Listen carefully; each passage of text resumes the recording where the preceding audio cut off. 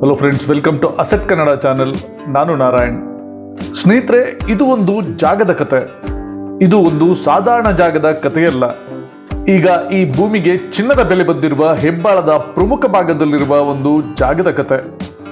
2000 ಇಸ್ವಿಯ ಮುಂಚೆ ಹೆಬ್ಬಾಳದ ಕೆರೆಯ ಪಕ್ಕದಲ್ಲಿ ಅಂದು ಭತ್ತವನ್ನು ಬೆಳೆಯುತ್ತಿದ್ದ 55 ಎಕರೆ 13 ಗುಂಟೆ ಭೂಮಿಯನ್ನು ಅಂದಿನ ಕಾಲಕ್ಕೆ ಎಸ್.ಎಂ. ಕೃಷ್ಣ ಅವರ ನಮ್ಮ ಕರ್ನಾಟಕ ರಾಜ್ಯ ಸರ್ಕಾರ ಇಲ್ಲಿ ಒಂದು ವರ್ಲ್ಡ್ ಕ್ಲಾಸ್ ಟೂರಿಸಂ ಪ್ರಾಜೆಕ್ಟ್ ಅನ್ನು ನಿರ್ಮಿಸುವುದಾಗಿ ಹೇಳಿ ಈ 55 ಎಕರೆ 13 ಗುಂಟೆಯ ಗದ್ದೆಯ ಭೂಮಿಯನ್ನು ನೋಟಿಫೈ ಮಾಡುತ್ತಾರೆ.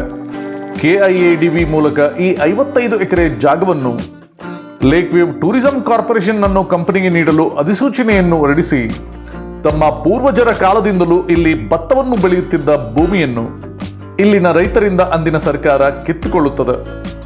ಆದರೆ ಮುಂದೆ 2 ದಶಕಗಳು ಕಳೆದರೂ ಇಲ್ಲಿ ಯಾವ ರೆಸಾರ್ಟ್ಸು ಬರಲಿಲ್ಲ, ಯಾವ ಹೋಟೆಲ್ಲೂ ಬರಲಿಲ್ಲ. ರೈತರಿಂದ ಪಡೆದುಕೊಂಡ ಈ ಭೂಮಿಗೆ ಬದಲಾಗಿ ಕರ್ನಾಟಕ ಸರ್ಕಾರವೇ ಆಗಲಿ ಅಥವಾ ಲೇಕ್ ವ್ಯೂ ಟೂರಿಸಂ ಕಂಪನಿಯೇ ಆಗಲಿ ಇಲ್ಲಿ ಭೂಮಿಯನ್ನು ಕಳೆದುಕೊಂಡ ರೈತರಿಗೆ ಒಂದು ಬಿಡುಗಾಸಿನ ಪರಿಹಾರವನ್ನು ಕೊಡುವುದಿಲ್ಲ. ಇತ್ತ ತಾವು ಭತ್ತವನ್ನು ಬೆಳೆಯುತ್ತಿದ್ದ ಭೂಮಿಯೂ ಇಲ್ಲದೆ ಇತ್ತ ಪರಿಹಾರವೂ ಸಿಗದೆ ಈ ಜಾಗದ ರೈತರು ನ್ಯಾಯಕ್ಕಾಗಿ ಕೋರ್ಟಿನ ಮೆಟ್ಟಿಲೇರುತ್ತಾರೆ. ಮುಂದೆ ಈ ಜಾಗ ಕಾನೂನಿನ ಹೋರಾಟದ ಸುಳಿಯಲ್ಲಿ ಸಿಕ್ಕಿ ಹಾಕಿಕೊಳ್ಳುತ್ತದೆ. ಮುಂದೆ ರೈತರಿಂದ ಬೇಸಾಯ ಇಲ್ಲದೆ ಬಂಜರು ಭೂಮಿಯಂತಾದ ಈ ಭೂಮಿ ಬೆಂಗಳೂರಿನಾದ್ಯಂತ ಕೆಡವಿದ ಮನೆಗಳ ಡೆಬ್ರೀಸ್ ಮತ್ತು ಕನ್ಸ್ಟ್ರಕ್ಷನ್ ವೇಸ್ಟ್ ಸುರಿಯುವ ಒಂದು ಜಾಗವಾಗಿ ಮಾರ್ಪಾಡಾಗುತ್ತದೆ. ದಿನ ಕಳೆದಂತೆ ಹೇಳುವವರು ಇಲ್ಲ ಕೇಳುವವರು ಇಲ್ಲದಂತಾದ ಈ ಭೂಮಿಯಲ್ಲಿ ಪ್ರತಿದಿನ 100 ಟ್ರ್ಯಾಕ್ಟರ್ಗಳು ಲಾರಿಗಳ ಮೂಲಕ ಡೆಬ್ರೀಸ್ ಅನ್ನು ತಂದು ಸುರಿದು ಈಗ ಈ ಜಾಗ ಒಂದು ಸಣ್ಣ ಡೆಬ್ರಿಸ್ ಗುಡ್ಡದಂತೆ ಕಾಣುತ್ತದೆ. ಮುಂದೆ 2024 ಮಾರ್ಚ್ ತಿಂಗಳಲ್ಲಿ BMRCL ಕರ್ನಾಟಕ ಸರ್ಕಾರಕ್ಕೆ ಒಂದು ಪ್ರಪೋಸಲ್ನ ಮೂಲಕ ಈ ಜಾಗದಲ್ಲಿ 45.5 ಎಕರೆಯಷ್ಟು ಭೂಮಿ ತಮಗೆ ಬೇಕಾಗಿದ್ದು ಈ ಭೂಮಿಗೆ BMRCL 551 ಕೋಟಿ ಕೊಡಲು ಸಿದ್ಧವಿರುವುದಾಗಿ ಪ್ರಸ್ತಾವನೆಯನ್ನು ಸಲ್ಲಿಸುತ್ತದೆ. ಅಂದು BMRCL ಅವರ ಪ್ರಕಾರ ಈ 45.5 ಎಕರೆ ಜಾಗದಲ್ಲಿ ನಮ್ಮ ಭಾರತ ದೇಶದ ಅತಿ ದೊಡ್ಡ ಮಲ್ಟಿ ಮಾಡೆಲ್ ಟ್ರಾನ್ಸ್ಪೋರ್ಟ್ ಹಬ್ ಅನ್ನು ಇಲ್ಲಿ ನಿರ್ಮಿಸುವುದಾಗಿತ್ತು. ಅಂದರೆ ಒಂದೇ ಜಾಗದಲ್ಲಿ ಮೆಟ್ರೋ, ಬಸ್, ಟ್ರೈನ್ ತರದ ಎಲ್ಲಾ ಸಾರ್ವಜನಿಕ ಸಾರಿಗೆಯ ಸೌಲಭ್ಯವನ್ನು ಒಂದೇ ಜಾಗದಲ್ಲಿ ನಿರ್ಮಾಣ ಮಾಡಿ ಈ ಜಾಗದಲ್ಲಿ ಮಲ್ಟಿ ಲೆವೆಲ್ ಕಾರ್ ಪಾರ್ಕಿಂಗ್ ಫೆಸಿಲಿಟಿಯನ್ನು ಸಹ ನಿರ್ಮಿಸಿ ಮುಂದೆ ನಿರ್ಮಾಣವಾಗಲಿರುವ ಹೆಬ್ಬಾಳ ಸರ್ಜಾಪುರ ನಮ್ಮ ಮೆಟ್ರೋ ರೆಡ್ ಲೈನ್ಗಾಗಿ ಇಲ್ಲಿ ಡಿಪೋ ಒಂದನ್ನು ನಿರ್ಮಿಸುವ ಪ್ರಸ್ತಾವನೆ ಇದಾಗಿತ್ತು.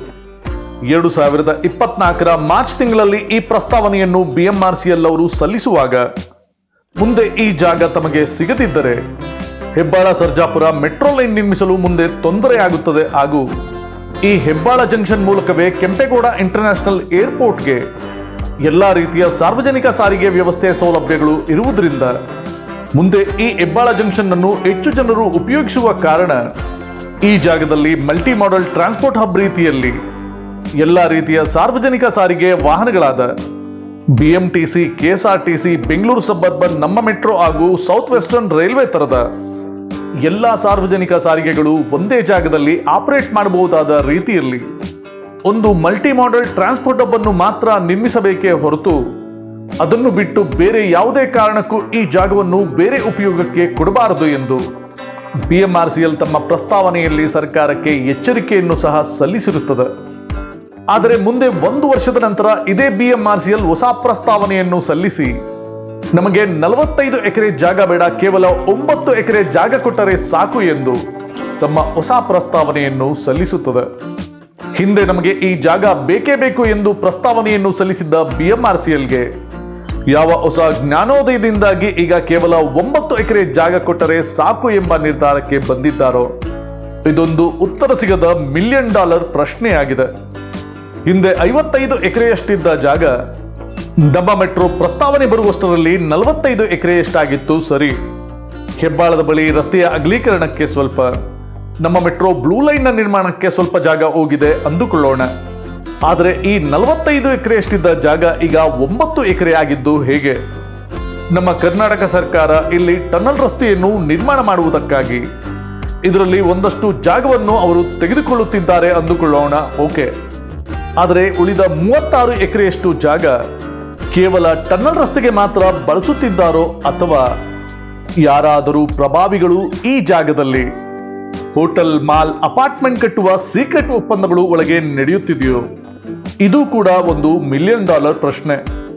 ಈ ಪ್ರಶ್ನೆಗೆ ಉತ್ತರ ಇಲ್ಲಿ ಮುಂದೆ ಏನಾಗುತ್ತದೆ, ಇಲ್ಲಿ ಯಾವ ಹೊಸ ಬಿಲ್ಡಿಂಗ್ ನಿರ್ಮಾಣವಾಗುತ್ತದೆ, ಅದಾದ ಮೇಲೆ ಮಾತ್ರ ನಮಗೆ ಈ ಜಾಗ ಯಾರ ಪಾಲಾಯಿತು ಎಂದು ತಿಳಿಯಲು ಸಾಧ್ಯ.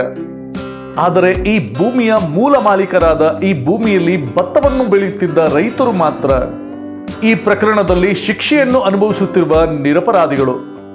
ಇದುವರೆಗೆ ಅವರಿಗೆ ಒಂದು ಬಿಡುಗಾಸಿನ ಪರಿಹಾರಧನವೂ ಸಿಗಲಿಲ್ಲ. ಕಳೆದ 2 ದಶಕಗಳಲ್ಲಿ ಎಷ್ಟೋ ಜನ ರೈತರು ತಮ್ಮ ಆಯಸ್ಸನ್ನು ಮುಗಿಸಿ ಈ ಲೋಕದಿಂದಲೇ ಅಗಲಿದ್ದಾರೆ. ಆದರೆ ಈ ಜಾಗದಲ್ಲಿ ಮುಂದೆ ಏನಾಗುತ್ತದೆ ಎಂಬ ಪ್ರಶ್ನೆಗೆ ಕೆಲವು ಪ್ರಭಾವಿಗಳನ್ನು ಬಿಟ್ಟರೆ ಇನ್ಯಾರಿಗೂ ತಿಳಿಯದ ಉತ್ತರವಾಗಿದೆ. ಈ ಜಾಗ ನಮ್ಮ ಬೆಂಗಳೂರಿಗೆ ಶಾಪವಾಗಿರುವ ಟ್ರಾಫಿಕ್ ದಟ್ಟಣೆಯನ್ನು ಹತೋಟಿಗೆ ತರಲು ಬೇಕಿರುವ ಪ್ರಮುಖ ಜಾಗಗಳಲ್ಲಿ ಒಂದು.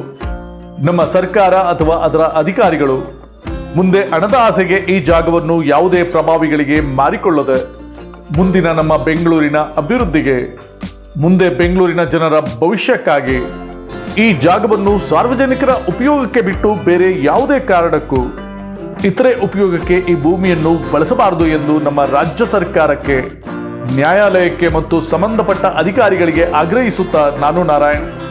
ಸ್ನೇಹಿತರೆ, ನಿಮಗೆ ಈ ವಿಡಿಯೋ ಇಷ್ಟ ಆಗಿದ್ದಲ್ಲಿ ಲೈಕ್ ಮಾಡಿ, ಶೇರ್ ಮಾಡಿ, ಸಬ್ಸ್ಕ್ರೈಬ್ ಮಾಡ್ಕೊಳ್ಳಿ.